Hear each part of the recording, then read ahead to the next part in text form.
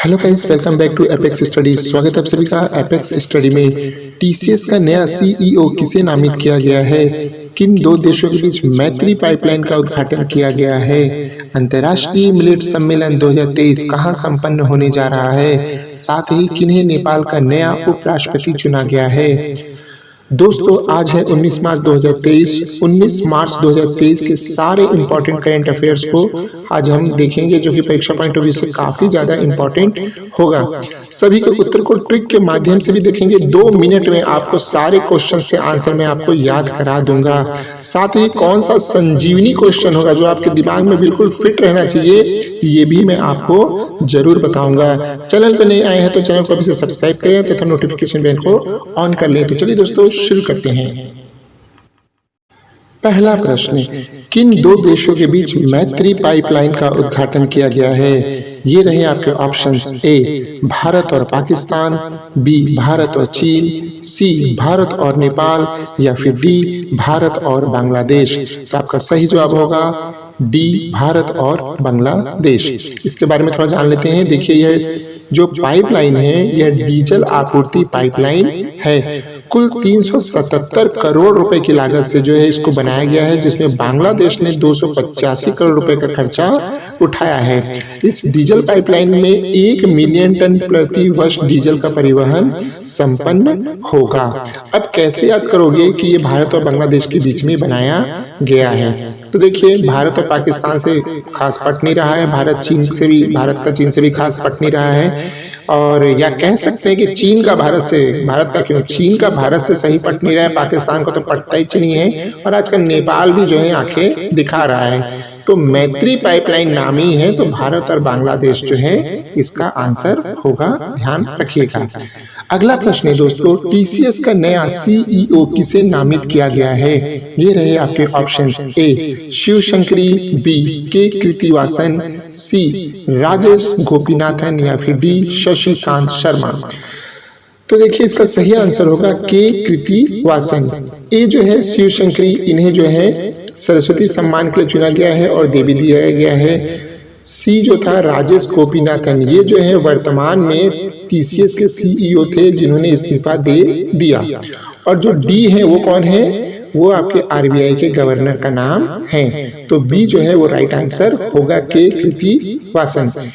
थोड़ा सा डिटेल देखते हैं टीसीएस का। देखिए, इसके पहले राजेश गोपीनाथन जो थे वो सीईओ के पद से इस्तीफा दिए, है ना। और इनका जो पद था, राजेश गोपीनाथन का जो कार्यकाल था वो जनवरी 2022 से लेकर 27 तक था, लेकिन बीच में ही इन्होंने किसी कारणवश जो इस्तीफा वगैरह दे दिया है।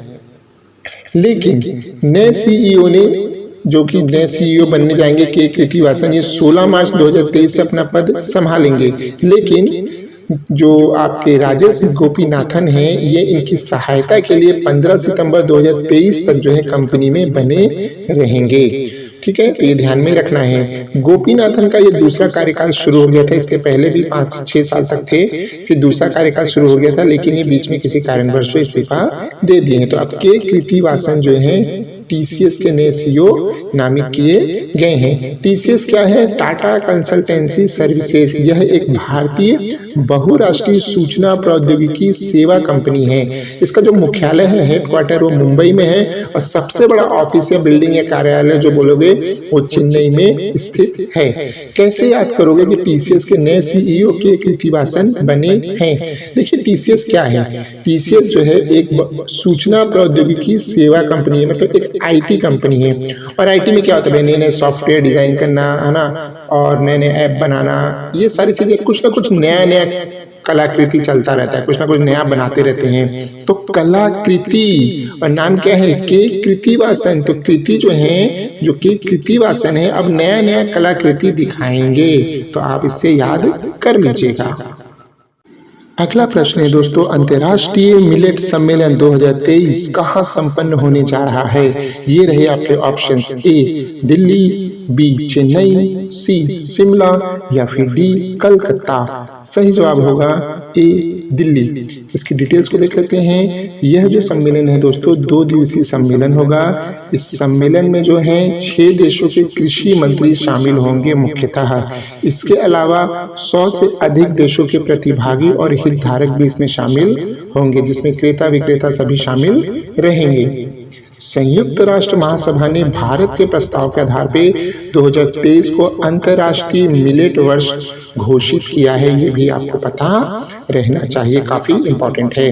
अब कि भैया हम इसको याद कैसे करेंगे कि ये अंतर्राष्ट्रीय मिलेट सम्मेलन दिल्ली में हुआ, तो ट्रिक ये है कि मिलेट्स की जो मीटिंग है, मिलेट सम्मेलन जो मिलेट्स मीटिंग है, ये कहाँ हो रही है, ये किस प्रकार की मीटिंग है। एक हाई प्रोफाइल मीटिंग है, क्योंकि ये अंतर्राष्ट्रीय इंटरनेशनल है। तो जो भी हाई प्रोफाइल मीटिंग्स होगी वो हमारे देश में कहाँ होनी चाहिए, दिल्ली में होनी चाहिए। ठीक है, तो इस प्रकार से आपको इस चीज को याद करना है कि मिलेट्स या मीटिंग ऐसे करके भी याद कर सकते हो।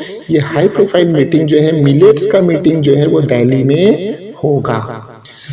अगला प्रश्न है दोस्तों, किन्हें नेपाल का नया उपराष्ट्रपति चुना गया है। ये रहे आपके ऑप्शंस। ए नंद बहादुर, बी राम सहाय प्रसाद यादव, सी रामचंद्र पौडेल या फिर डी बहादुर राम कोइराला। तो देखिए जो ए है नंद बहादुर, ये वर्तमान उपराष्ट्रपति हैं। ठीक है, अभी इनका कार्यकाल 5 साल का रहता है यहाँ पे भी, तो थोड़ा बहुत कुछ दिन बचे हैं, ये हटेंगे तो जो नए उपराष्ट्रपति चुने गए हैं वो आ जाएंगे। तो नंद कुमार बहादुर तो वर्तमान उपराष्ट्रपति हैं, तो ये नहीं होंगे। रामचंद्र पौडेल की बात करते हैं, ये 9 मार्च को नेपाल के नए राष्ट्रपति चुने गए हैं, तो रामचंद्र पौडेल नए राष्ट्रपति हैं।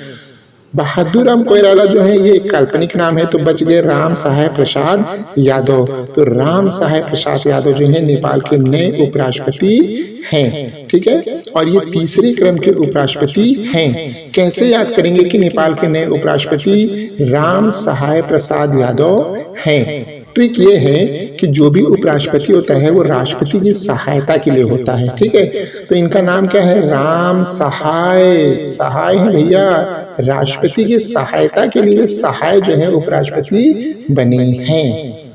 अगला प्रश्न है दोस्तों, भारत के किस राज्य में 19 नए जिले बनाने की घोषणा की। ठीक है, भारत के किस राज्य ने 19 नए जिले बनाने की घोषणा की है। आपके ऑप्शंस हैं। ए मध्य प्रदेश, बी उत्तर प्रदेश, सी राजस्थान या फिर डी तमिलनाडु। तो किसने की है, सी राजस्थान ने जो है 19 नए जिले बनाने की घोषणा की है। क्या क्या रहेगा डिटेल देखते हैं। 19 नए जिले और 3 मंडल मुख्यालय जो है राजस्थान ने बनाने की घोषणा की है। अंतिम बार जो है या लास्ट टाइम जो है 2008 में प्रतापगढ़ को जिला बनाया गया था, वसुंधरा राजे जी के समय में। अब 19 नए जिले बनने के बाद 50 जिले राजस्थान में हो जाएंगे, ये भी आपको ध्यान रखना है। अब बात करते हैं कि कौन सा राज्य है जो 19 जिले बनाया है, इसको कैसे याद रखेंगे। तो उत्तर है राजस्थान। तो ट्रिक ये है कि 19 नए स्थान है ना, नए स्थान घोषित किए गए, नया जिला स्थान बनाया गया है, और कहाँ, राजस्थान। ठीक है, तो आराम से याद हो जाएगा। अगला और अंतिम प्रश्न दोस्तों, हेलो उज्जीवन ऐप का संबंध किससे है। आपके ऑप्शंस हैं। ए बंधन बैंक, बी SBI, सी उज्जीवन स्मॉल फाइनेंस बैंक या फिर डी नाबार्ड। तो किससे है, नाम से समझ आ गया।